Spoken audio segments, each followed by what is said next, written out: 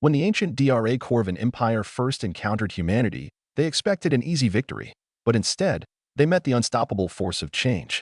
Humans didn't conquer them with weapons, they infected the galaxy with an idea. Survival is built on adaptation, unity, and hope. From the ruins of the old empires, a new alliance was born, free worlds bound not by fear, but by mutual support.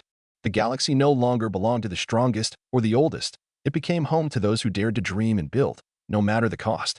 And when caravans of hope lit up the stars, it was clear, true victory belongs to those who refuse to die. Stay with us if you want to see how the story ends, and don't forget to subscribe. Commander Vex'tulia drummed his sharp claws against the command console, his scaled skin flushing a deep nervous purple. Before him, the tactical display flickered ominously, a grim dance of red icons representing the scattered remnants of the DRA Corvan fleet. Strange vessels, crude, primitive-looking ships from a backwater solar system, had smashed through their defenses with insulting ease. What was supposed to be a simple extermination campaign, a footnote in the glorious annals of DRA Corvan expansion, had transformed into the most humiliating defeat in the Empire's 12,000-cycle history. Status report, Vex'tulia hissed, his voice taut. Lieutenant Zark glanced up from her station, mandibles twitching. The humans have disabled our forward fleet, sir. 17 capital ships destroyed, 29 more crippled. And our casualties? Vex'tulia demanded. Zark's shoulders sagged. Approximately 42,000.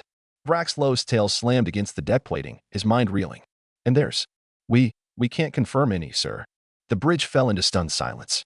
6 billion credits worth of military hardware. The pride of the Eastern Quadrant. Rendered useless against a species they had only recently discovered. They're hailing us again, Commander, Communications Officer Dre said, his voice quavering. Put it through, Vex'tulia growled, straightening his ceremonial armor. If he was to endure humiliation, he would do so with dignity. The main view screen flickered, revealing the face of a human female. She appeared disturbingly relaxed, one leg crossed over the other, sipping from what Vrax recognized, absurdly, as a coffee mug. Hey there, she said with a casual wave. Admiral Rebecca Tanner, Earth Defense Force. Just checking if you folks are ready to have that conversation about surrender yet?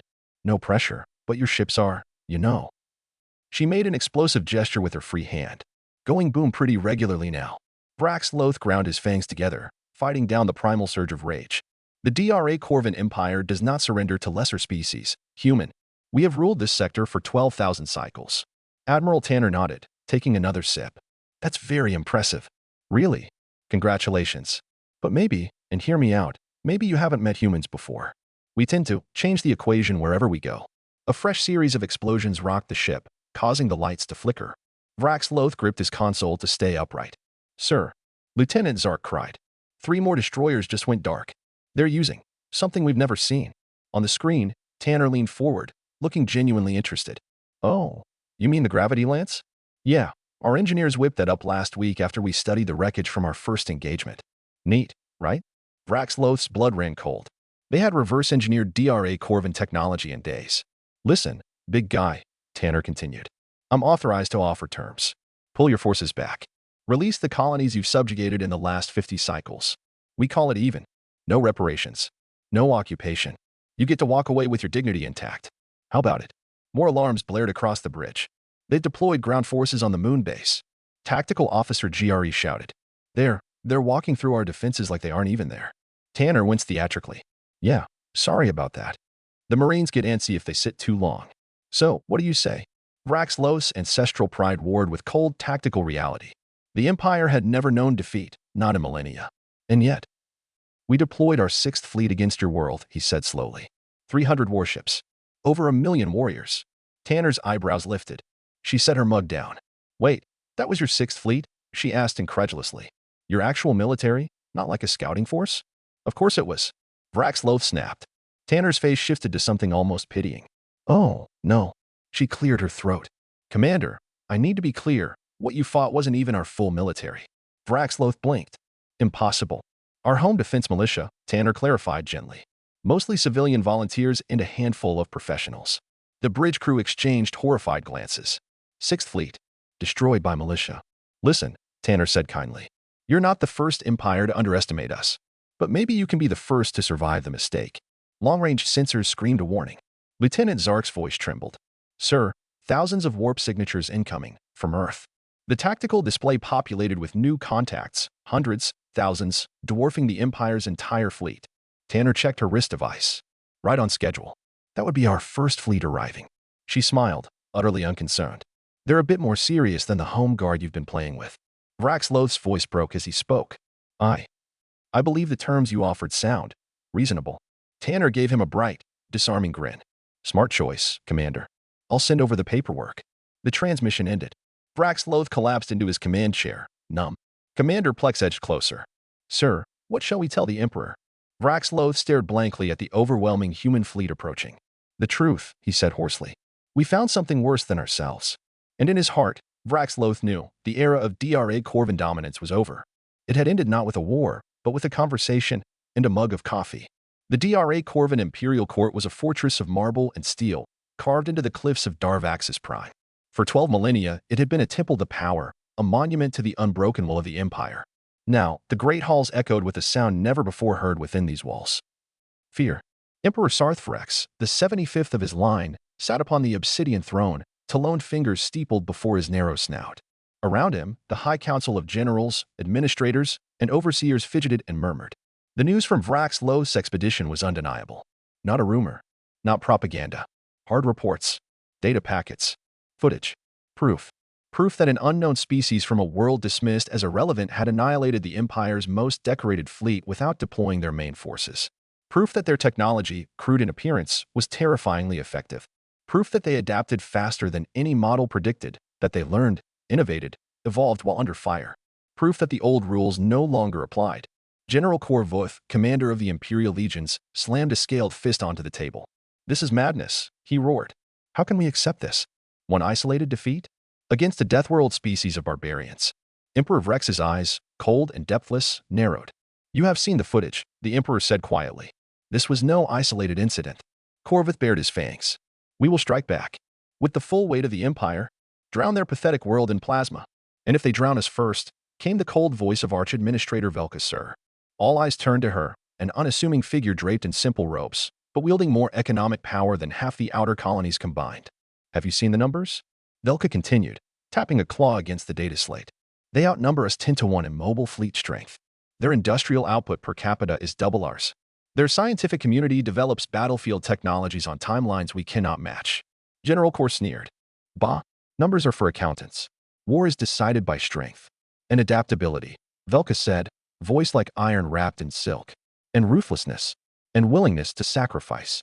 The council chamber grew silent, because deep down, even the proudest generals knew. Humans had all of those in terrifying abundance. Emperor Vrex finally stirred. I will not preside over the extinction of the DRA Corvin, he said. He rose, robes swirling like storm clouds. It is clear that humanity is not a simple adversary. They are not a barbarian horde to be crushed. He paced slowly, talons clicking against the polished stone. They are a storm that adapts, that grows stronger under pressure. He turned to face the council. And if we face the storm head-on, we will be broken. Silence. You suggest surrender? General Kor spat the word like poison. Vrex's eyes gleamed with ancient, predatory intelligence. I suggest survival. He extended a claw toward the holographic star map hovering above the council table, a galaxy slowly being rewritten by human expansion. We have two choices, Vrex said. Fight a war we cannot win, or learn. He let the word hang heavy. Learn, sneered Kor. Learn from them. Vrex smiled, a slow, grim thing. Yes, he said. In the days that followed, under the direct decree of the Emperor, a radical plan was set into motion. An embassy, the unthinkable, the proud DRA Corvin Empire, sending envoys to Earth. Not as conquerors, not as masters, but as students. It was a calculated risk. If humanity chose to destroy them anyway, it would happen regardless. But if there was a path to survival, to adaptation, it would be through understanding the humans, not fighting them. And so, for the first time in its long, proud history, the Empire knelt. Not in submission, in acknowledgement. Acknowledgement that the future belonged not to those who clung to past glories, but to those who changed, those who endured, those who became something new. A delegation was assembled, the finest diplomats, scientists, historians the Empire could produce. Vraxloth, burdened by failure but tempered by the experience, was appointed chief envoy. They traveled to Earth under heavy escort, their ships carefully disarmed, their mission clear. Learn, adapt, survive. When the DRA Corvin delegation landed on Earth, they were greeted not with weapons drawn, but with open hands. Ambassador Rebecca Tanner met them on the tarmac. Same relaxed smile, same damn coffee mug in hand. "Welcome to Earth," she said brightly. "Try not to start any fights. We like our guests." Behind her stood rows of humans of every shape, size, and hue. Soldiers, scientists, civilians, and at their feet, strange, furred creatures that barked joyfully and wagged their tails. Dogs. Vex'tulia stepped cautiously onto the alien soil. The gravity was heavy. The air was thick. The world pulsed with life and danger. It was overwhelming. It was terrifying. It was exhilarating. He turned to his delegation and spoke words no DRA Corvin had ever uttered on foreign soil. "Observe everything. Learn everything. Forget nothing." And silently, in his heart, he added, "Or we will not live to regret it." Earth was nothing like Vex'tulia had imagined. He had expected a grim, battered death world, a planet whose inhabitants lived in constant desperation, clawing survival from the jaws of disaster. Instead, he found a riotous, sprawling chaos of color, sound, and impossible vitality. Cities sprawled across continents, glittering at night like nets of captured stars. Forests, dense, untamed, pulsed with primal energy. Oceans, wild and furious, heaved against steel and stone in endless struggle. Above it all, ships soared through polluted skies, weaving their way between spires of glass and steel like living things. And everywhere, humans moved, chaotic, contradictory, unstoppable. They laughed. They argued. They built. They tore down. They began again. It was a world not of order, but of relentless, breathtaking motion. Vex'tulia and his delegation were housed in a sprawling diplomatic enclave built specifically for their visit, a mixture of human engineering and rapidly adapted Corvin architecture. Their hosts were unfailingly polite, but never deferential. Ambassador Tanner met with them daily, flanked always by aides of dizzying cultural diversity. Each day, she introduced another facet of human society. A tour of a sprawling industrial complex where automated factories produced starship components at a speed that defied reason. A visit to a research university where students barely out of adolescence debated quantum slipstream theories that made seasoned DRA Corvin physicists sweat. Attendance at a cultural festival where music, dance, and art spilled into the streets with a wildness that no Corvin ritual could match. Vex'tulia documented everything. Every laugh, every argument, every innovation, every contradiction. One evening, after a particularly grueling day of political discussions, Tanner invited the DRA Corvin delegation to an informal gathering she called a barbecue. It was unlike any formal event Vrax had ever attended. There were no banners, no anthems, no rituals of dominance. Just humans, young and old, soldiers and scientists, civilians and children, gathered around open fires, cooking food, sharing stories, laughing under the stars. The smell of smoke and sizzling meat hung thick in the air. Vex'tulia watched, fascinated, as humans shared food not based on rank, but on proximity and friendship. Ambassador Tanner handed him a strange, grilled object on a plate. "It's called a hamburger," she said, grinning. "Try it. It's cultural diplomacy." Vrax sniffed the offering suspiciously. Against his better judgment, he took a cautious bite. Flavor exploded across his senses, rich, savory, primal. He coughed, his sensory glands overwhelmed, but he managed to swallow. Tanner laughed. "Yeah, it hits hard. Like most of us." For the first time since landing on Earth, Vex'tulia smiled, a small, flickering thing. He understood now, in a way he never had before. Humans weren't powerful because they were the strongest. They weren't dangerous because they were the smartest. They were unstoppable because they embraced life with everything they had, refusing to do anything halfway, even survival. Over the following weeks, the DRA Corvin delegation witnessed more. They toured the ruins of ancient human wars, cities turned to glass, battlefields scarred into the bones of the Earth itself. They saw memorials not of conquest, but of resilience, monuments not to victory, but to those who refused to be broken. They sat through heated political debates where ideas clashed like starships, and from the chaos, somehow, something stronger emerged. They studied human history, aghast at the violence, but even more aghast at humanity's refusal to allow that violence to define them. Humans had burned their world, and then rebuilt it. They had teetered on extinction, and then leapt for the stars. They had waged wars that should have ended them, and emerged not weaker, but wiser. Humanity's greatest strength was not power. It was persistence, a refusal to surrender to despair, an iron-core certainty that tomorrow could be better if only they fought for it. One night, after a grueling strategy session, Vex'tulia found himself alone with Tanner atop the human Corvin Friendship Tower, a structure hastily erected as a symbol of their new tentative alliance. The city sprawled around them, light stretching to the horizon. Tanner leaned against the railing, sipping from her ever-present coffee mug. "You've seen a lot of us now," she said. "What's your verdict?" Vrax hesitated. Then he spoke, slow and careful. You are chaos incarnate. Tanner laughed, delighted. Not wrong. You should not exist, Vrax continued. By every metric we understand, by every model we built, your species should have died 1,000 times over. Tanner's grin faded slightly. She looked out over the city. Yeah, she said. We get that a lot. Vrax tilted his head, studying her. Why didn't you? He asked quietly. Tanner was silent for a long moment. When she finally spoke, her voice was soft but unbreakable. Because when the world ends, she said, we don't. She turned to him. Eyes fierce and bright. We rebuild. We endure. We find new ways to live. She lifted her coffee mug in salute. And we invite others to do the same. Vrax Loth stared at her, something ancient and cold in his soul cracking just a little. Perhaps, he thought, survival was not about domination after all. Perhaps survival was about change. And humanity. Humanity had mastered it. Back in his quarters that night, Vrax Loth sat before the diplomatic relay, recording his latest report to the Emperor. He spoke slowly, carefully, knowing his words would shape the future of his people. They are not conquerors.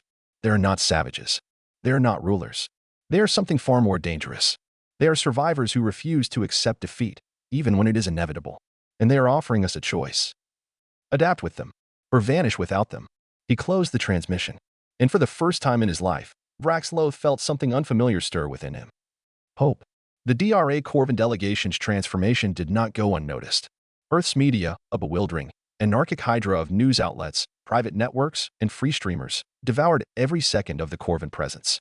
Images of armored reptilian dignitaries cautiously sampling street food, attending human concerts, and even attempting clumsy participation in local sports flashed across trillions of screens. Public sentiment shifted almost overnight. Where once there had been fear of these towering, scaled warriors, now there was fascination, cautious admiration, and, in many quarters, acceptance. Some humans joked about adopting Corvin diplomats the way they had adopted stray animals in ancient times. Some serious thinkers penned essays on the importance of integrating old empires into humanity's emerging galactic community. Others, more cynical, simply saw new markets, new alliances, new frontiers to explore. But none denied the truth. Something fundamental had changed. And not just for humanity. Vrax Loth attended a summit on Luna, Earth's ancient moon. Once a barren wasteland, now a glittering hub of trade, research, and diplomacy. Delegates from dozens of human colonies, Mars, Europa, the Jovian shipyards, the Belt, gathered under the reconstructed Armstrong Dome, a monument to humanity's first steps beyond Earth. Vrax sat silently through presentations detailing technological innovations that would have made the Empire's greatest scientists weep with envy. Terraforming nanites, fusion microcores, slipstream relay chains linking distant worlds. Each breakthrough was presented not as a tool of conquest, but as a promise, a shared future, freely offered. And when the human Secretary General, a small woman with silver hair and eyes like knives, spoke to the assembly, her message was unmistakable. We do not rise alone. We rise together. Or not at all. The room thundered with applause. Even Vrax Loth found himself tapping his talons in reluctant admiration. Humans understood something the Empire had forgotten. Strength was not hoarded. It was shared. That night, walking along the observation deck that circled Luna's equator, Vrax Loth spoke quietly with Ambassador Tanner. You offer so freely, he said, voice low. Technology. Knowledge. Hope. Tanner nodded, watching Earthrise, that pale blue marble suspended in velvet darkness. Hope multiplies when shared, she said. Fear only multiplies when hoarded. Vrax shook his head slowly. In the Empire, strength was everything. Sharing was seen as weakness. Tanner sipped her coffee, thoughtful. Maybe, she said. Or maybe it was fear pretending to be strength. He stared at her, this strange, soft, indomitable creature. Your people, he said, they should be conquerors. Tanner smiled, not kindly, not cruelly, but with something older and wilder. Oh, we could be, she said. Make no mistake. She leaned in slightly, her voice a whisper of steel. But real conquest isn't about taking territory. She turned back to the stars. It's about changing hearts, changing minds, changing the very rules of survival. Vrax Loth felt a chill that had nothing to do with Luna's thin atmosphere. Because he realized. The humans didn't need to rule by force. They were already reshaping the galaxy simply by existing. By refusing to accept the old boundaries. By refusing to die. By offering everyone else a choice. Adapt. Grow. Survive. Or be left behind. The formal agreement between Earth and the DRA Corvin Empire was signed 2 cycles later, during the first joint assembly of emerging species. It wasn't a vassalage. It wasn't a subjugation. It was something new. A compact of equals, different, fiercely independent, but bound by a shared understanding that survival in the new galaxy required more than pride. It required change. It required allies. It required hope. On the day of the signing, Vex'tulia stood before the gathered delegates, human, Corvin, and others, and spoke words that no DRA Corvin leader had ever dared utter in public. We once believed strength was found in domination. We were wrong. True strength is found in standing together, in rising, not by crushing others, but by lifting them. The chamber erupted in cheers, human roars, Corvin howls, alien songs, and calls mingling into a symphony of defiance against the darkness of old empires. Vex'tulia closed his eyes for a moment, letting it wash over him. It was terrifying. It was exhilarating. It was freedom. Afterward, as celebrations erupted across Earth and the colonies, Vex'tulia found Tanner once again, standing alone on a balcony overlooking the crowds. He approached silently. She didn't turn. "You were right," he said simply. She smiled without looking back. "Humans usually are," she said, mockingly modest. Vex'tulia laughed, a deep, rumbling sound that startled a nearby drone into veering off course. He stood beside her, watching fireworks blaze across the sky. The future was uncertain, dangerous, unwritten. And yet, for the first time, he did not face it with dread. He faced it with anticipation, because he understood now. It wasn't the end of the Empire. It was its rebirth. And Earth had shown the way. The ripple effects of the Earth-Corvin Compact tore through the galaxy like a solar storm. Other powers, once distant and aloof, now scrambled to reassess their place in the new order. Some scoffed, dismissing the alliance as a desperate gambit by a dying empire and an unpredictable death-world species. Others, more perceptive, recognized the truth. This was not merely a pact. It was a new model for survival in a rapidly changing galaxy. A model where strength was measured not in fleets or firepower, but in adaptability, resilience, and willingness to share strength rather than hoard it. And humanity, with all its contradictions, its chaos, its brilliance, its maddening refusal to accept defeat, was at the heart of it. Within a dozen standard cycles, the first new coalition was born. The Accord of Rising Worlds. Human colonies. Freed Corvin protectorates. Minor species long ignored or suppressed by the great empires. They banded together under principles so simple they seemed radical. Mutual defense without forced hierarchy. Technology shared freely among members. Cultural autonomy respected. Disputes resolved not through dominance, but through mediated negotiation.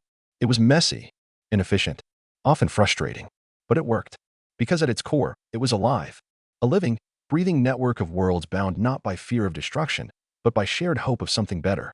The old empires, the Krell Dominion, the Xeon Concordance, the ancient and withered Grand Variety, watched with increasing alarm and fear, because they understood, finally, the true danger Earth represented. Not conquest by armies, conquest by ideas. Earth offered no demands, no ultimatums, only an example. A terrifyingly seductive example that undermined millennia of domination simply by existing. Small incidents flared across the galaxy. Outposts declared independence. Border colonies petitioned for admittance into the Accord. Old alliances strained and broke. Where once the Empire's banners had cast long shadows over stars, now new banners rose, rough, mismatched, vibrant. Banners of hope, of stubbornness, of survival. Back on Earth, preparations were underway for the first Galactic Assembly of Free Worlds, an unprecedented summit that would bring together species from across the Accord and beyond. Vex'tulia, now appointed High Envoy of the DRA Corvin, stood once more in the human Corvin Friendship Tower, gazing out across a cityscape bathed in the fire and gold of sunset. Ambassador Tanner joined him, coffee mug in hand. "You're quiet tonight," she said. Vrax rumbled thoughtfully. "I am, remembering," he said. "Remembering what?" He flexed his talons against the balcony rail.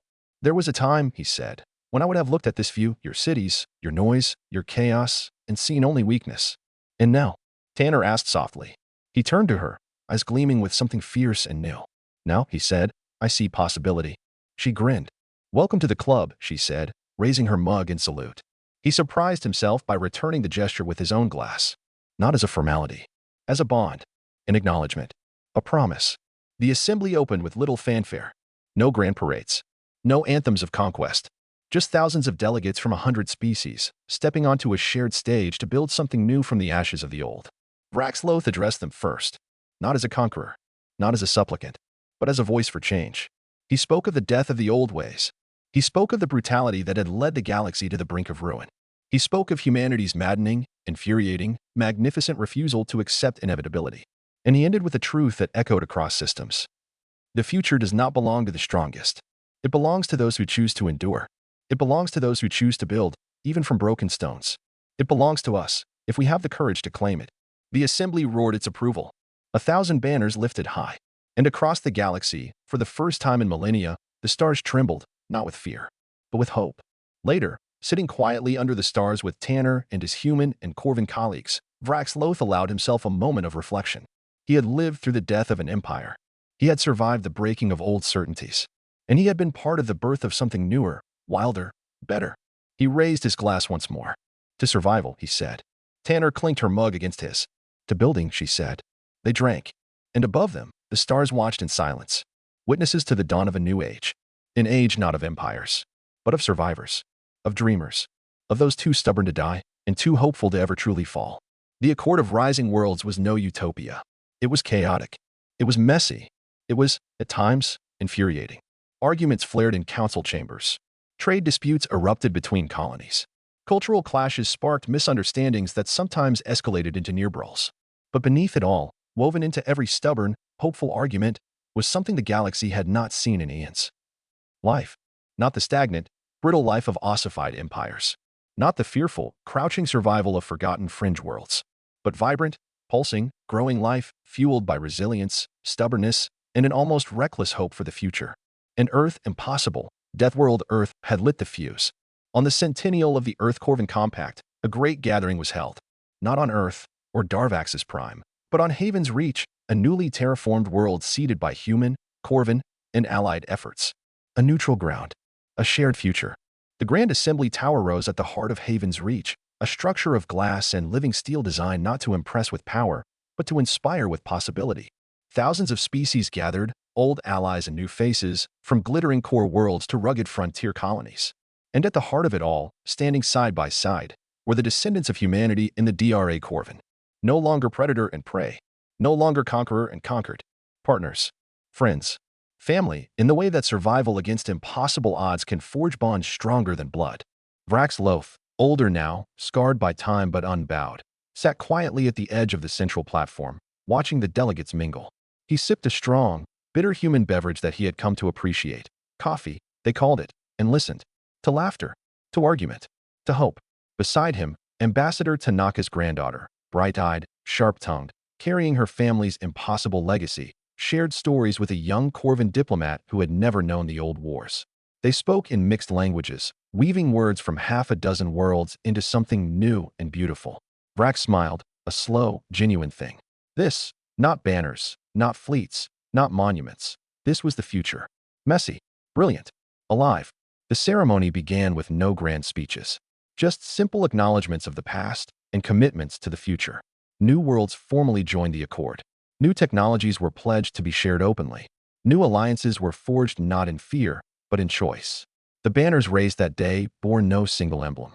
Instead, they shimmered in a mosaic of colors and symbols, 1,000 worlds woven together into a tapestry of stubborn survival. Later that night, under unfamiliar stars, Vex'tulia sat with a small group of old friends, human, Corvin, and others. They shared drinks, told stories, laughed until the moon set. At one point, a young historian, eager, idealistic, asked Vrax what he remembered most about the time before. He thought about it. Thought about the Empire's iron certainty. About the terror of defeat. About the first tentative steps on Earth's rich, terrifying soil. He smiled softly and said, "We believed survival was about power. Earth taught us it was about possibility." The young historian nodded solemnly, recording every word. But Vrax knew, deep in his bones, that the real lesson wasn't something you could capture in archives. It was something you lived, day by day, breath by stubborn breath. Above Haven's Reach, 1,000 ships soared, human, Corvin, and countless others, weaving new patterns across the sky. Not fleets of conquest, caravans of hope. And as Vex'tulia closed his eyes, feeling the pulse of a galaxy reborn, he knew. The stars no longer belonged to the oldest, or the strongest, or the cruelest. They belonged to those who dared to dream. To those who refused to fall, to those who built, even from broken stones. They belong to all of them now, and nothing, no empire, no darkness, no catastrophe, could ever take that away again. Not while a single stubborn heart still beat among the stars.